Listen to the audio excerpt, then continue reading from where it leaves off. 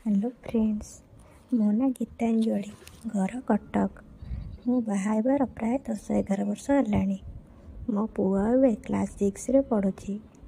ମୋ ସ୍ୱାମୀ ମୁମ୍ବାଇରେ ଗୋଟେ ଘରୋଇ କମ୍ପାନୀରେ କାମ କରନ୍ତି। ବର୍ଷକୁ 2-3 ଥର ଆସନ୍ତି। ସେ ଘରକୁ ଆସିଲେ 4-5 ଦିନ ରହି ପୁଣି ମୁମ୍ବାଇ ଚାଲିଯାଆନ୍ତି। ଏତିକି ଭିତରେ ଦିନକୁ ଆମେ 2 ଜଣ ଯାକ 4-5 ଥର ପେଲାପେଲି ହଉ। କିନ୍ତୁ ସେତିକିରେ ମୁଁ ଶାନ୍ତି ହୋଇନଥିଲି। ବାକି ଦିନ ଗୁଡ଼ିକରେ ମୋ କଣା ବହୁତ ସୁଲସୁଲ ହୁଏ। କ'ଣ କରିବି? ପୁଅ ସ୍କୁଲ ଯିବା ପରେ କାକୁଡ଼ି ବାଇଗଣ ବେଳେବେଳେ ଆଙ୍ଗୁଠି ମାରି ମୋ କଣାକୁ ଶାନ୍ତ କରୁଥାଏ। ଆଉ ମୋ ପାଖରେ କିଛି ଅଲଗା ଉପାୟ ନାହିଁ। ମୋର ଜଣେ ସାଙ୍ଗ ପ୍ରିୟା। ଆମେ ମର୍ଣ୍ଣିଂ ୱାର୍କରେ ସବୁବେଳେ ଦେଖା ହଉ। ସେଇଠୁ ହିଁ ଆମେ ଆମର ସୁଖ ଦୁଃଖ ବିଷୟରେ କଥାବାର୍ତ୍ତା ହେଉ। ପ୍ରିୟାର ସ୍ୱାମୀ ଗୋଟେ ଗାଡ଼ି ଦୁର୍ଘଟଣାରେ ମରିଯାଇଛନ୍ତି। ପରିବାର କହିବାକୁ ଗଲେ ଗୋଟେ ପୁଅ ଆଉ ଝିଅ। ସେତିକିରେ ସେ ଖୁସି ଥିଲା। ଏମିତି କଥାବାର୍ତ୍ତା ହେବା ଭିତରେ ମୁଁ ତାକୁ କେମିତି କଣ୍ଟ୍ରୋଲ କରି ରହୁଛି ପଚାରିଲି। ସେ କହିଲା, ପୁଅ ଝିଅ ତ ସମସ୍ତେ ବାହାରେ ରହିଲେ, ମୁଁ ଜଣେ ପ୍ଲେ ବୟ ଘରକୁ ଡାକି ଶୋଷ ମେଣ୍ଟାଉଛି। ସେଦିନ ମୁଁ ତାକୁ ଆଉ କିଛି କହିଲିନି, କାରଣ ସେ ମୋଠୁ ଟିକେ ବଡ଼ ହେବ। ସେଦିନ ରାତିରେ ଭାବୁଥାଏ ତାକୁ ମୋ ଭୋକ ବିଷୟରେ କେମିତି କହିବି। ମୋ ଦେହ ଟିକେ ପତଳା ହେଇ ଆଉ ମୁଁ ବହୁତ ସୁନ୍ଦର। ସବୁବେଳେ ମୋ କଣା ଉଠୁଥାଏ ସମ୍ଭୋଗ କରିବା ପାଇଁ।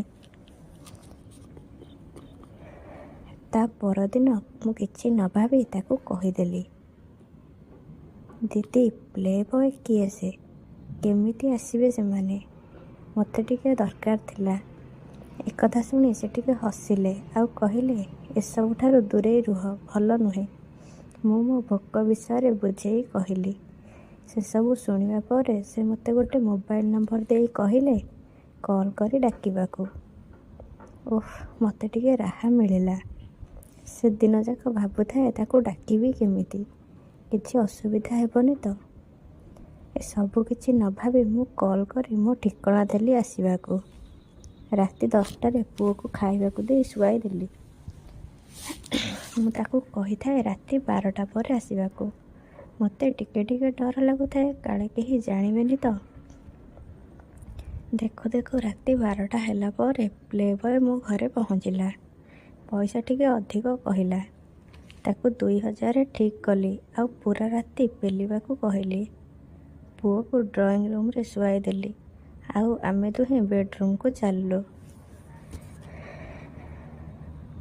ମୋ ଶାଢ଼ୀ ଖୋଲିଦେଇ ବ୍ରା ଆଉ ଚଡ଼ିକୁ ପିନ୍ଧି ଖଟ ଉପରେ ବସିଲି। ସେ ପିଲା ଟିକେ ଲାଜ କରୁଥାଏ। ମୁଁ କହିଲି, ଜଲ୍ଦି ଡ୍ରେସ୍ ଖୋଲେ। ସେ ଏପଟ ସେପଟ ହୋଇ ତାର ଡ୍ରେସ୍ ଖୋଲିବା ପରେ କହିଲି, ମୋତେ ପୁରା କିସ୍ କରେ। ସେ କରିବାକୁ ମନା କଲା, କେବଳ ପେଲିବାକୁ କହିଲା। ମୁଁ କହିଲି, ମୋତେ କିସ୍ କରେ। ଏଠି କ'ଣ ତୋ କଦଳୀକୁ ଖୋଲିବାକୁ ଆସିଛୁ କି? ସେ ଟିକେ ହସିଦେଇ ମୋ ଅଣ୍ଟାକୁ ଧରିଲା ଆଉ ଚଢ଼ି ବ୍ରା ଖୋଲିଲା। ସେ ମୋତେ ଲିପ୍ କିସ୍ କଲାନି, କାଳେ ମୋର କିଛି ବେମାର ଥିବ ବୋଧେ। ବହୁତ ବାଧ୍ୟ କଲି, ତଥାପି କରୁନଥାଏ।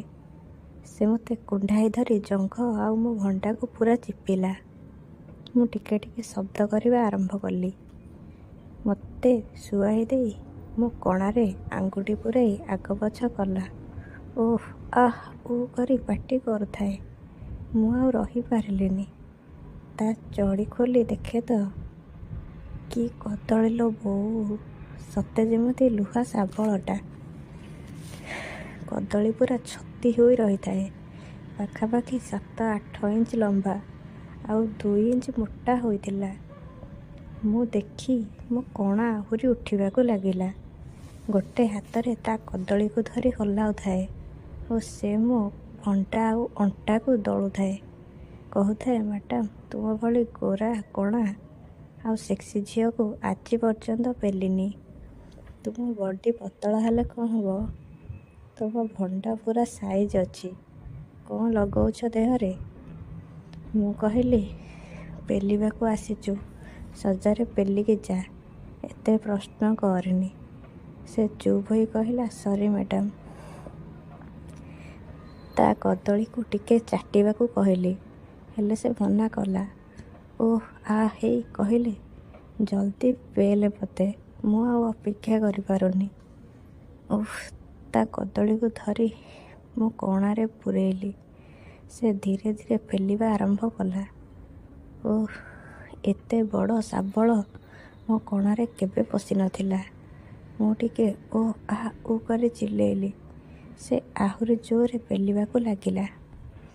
କିଛି ସମୟ ପରେ ମୋ ପାଣି ବାହାରିଗଲା। ତଥାପି ସେ ପେଲି ଚାଲିଥାଏ। ଘର ସାରା ଖାଲି ପଚ୍ ପଚ୍ ଶବ୍ଦ ହେଉଥାଏ। ମୁଁ ଭାବୁଥାଏ ପୁଅ ଆଉ ଉଠିଯିବନି ତ। କିନ୍ତୁ ସେ ଗମ୍ଭୀର ନିଦରେ ଶୋଇଥିଲା। ଆଉ ସେ ପ୍ଲେ-ବୟ ନନ୍‌ଷ୍ଟପ୍ ପେଲି ଚାଲିଥାଏ। ଭିତରେ ଭିତରେ ମୋର 3 ଥର ପାଣି ବାହାରିଗଲାଣି। ମୁଁ ବି ତାକୁ କିଛି କହୁନଥାଏ। ପଇସା ନେଇଛି ଯେତେବେଳେ ପେଲିବା ଦରକାର। ମୁଁ ଚିଲେଇ ଚିଲେଇ ଥକି ଗଲିଣି। ଆଉ ସେମିତି ଅସଂଯତ ଅବସ୍ଥାରେ ପଡ଼ିଥାଏ। ପଚ୍ ପଚ୍ ଶବ୍ଦ ମୋ କାନରେ ବାଜୁଥାଏ।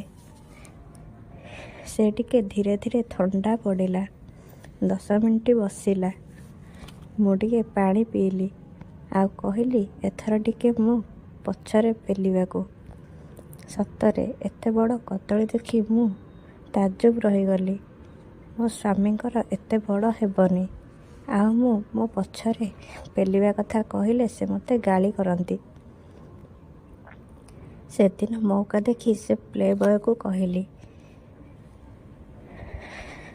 ସେ ରାଜି ହୋଇ କହିଲା, ଠିକ୍ ଅଛି। ମୋତେ ଓଲଟା କରି ଶୁଆଇ ଦେଲା।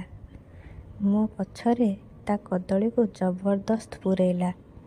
ମୋ ଦେହରେ ଗୋଟେ ଛନକା ପଶିଗଲା। ମୁଁ କେବେ ବି ପେଲା ଖାଇନଥିଲି। ଓଃ ମାଲୋ କହି ଗୋଟେ ରଡ଼ି ଛାଡ଼ିଲି। ସେ ମୋ ଉପରେ ଶୋଇପଡ଼ି ମୋତେ ଟାଇଟ୍ କରି ଧରିଲା, ଯେମିତି ମୁଁ କୁଆଡ଼େ ହଲି ପାରିବିନି। ଓଃ କି ସ୍ପିଡ୍‌ରେ ସେ କଦଳୀକୁ ତଳ ଉପର କରୁଥାଏ, ମୁଁ ସମ୍ଭାଳି ପାରୁନଥିଲି। ଗାଣ୍ଡିରେ ଯେମିତି କଞ୍ଚାଲଙ୍କା ପୂରେଇଲା ଭଳି ପୋଡ଼ୁଥାଏ।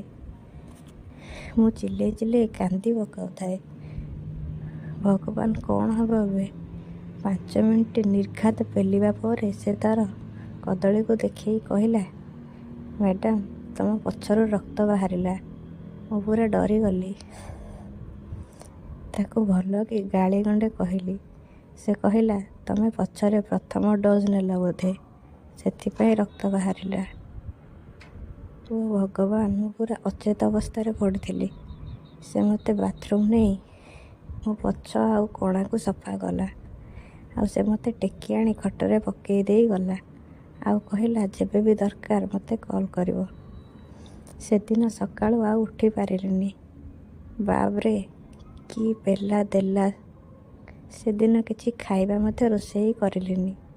ପୁଅକୁ ପଇସା ଦେଇ ହୋଟେଲରେ ଖାଇନେବାକୁ କହିଲି। ଦିନସାରା ଗୋଟେ କଥା ଭାବି ତାକୁ ଫୋନ୍ କଲି। ଆଉ ପଚାରିଲି, ଏତେ ସମୟର ଷ୍ଟାମିନା କେମିତି ପାଉଛ? ସେ କହିଲା, ସବୁ ମେଡିସିନ୍‌ର କମାଲ। ଏବେ ଯେବେ ବି ଇଚ୍ଛା ହେଉଛି ସେ ମୋ ପାଇଁ ମେଡିସିନ୍ ଆଣୁଛି। ଆଉ ଆମେ ରାତିରେ 3-4 ଥର ପେଲାପେଲି ହେଉଛୁ। ଏବେ ଏବେ ସେ କିସ୍ କରୁଛି। ଆଉ ପଇସା ବି କମ୍ ନେଉଛି।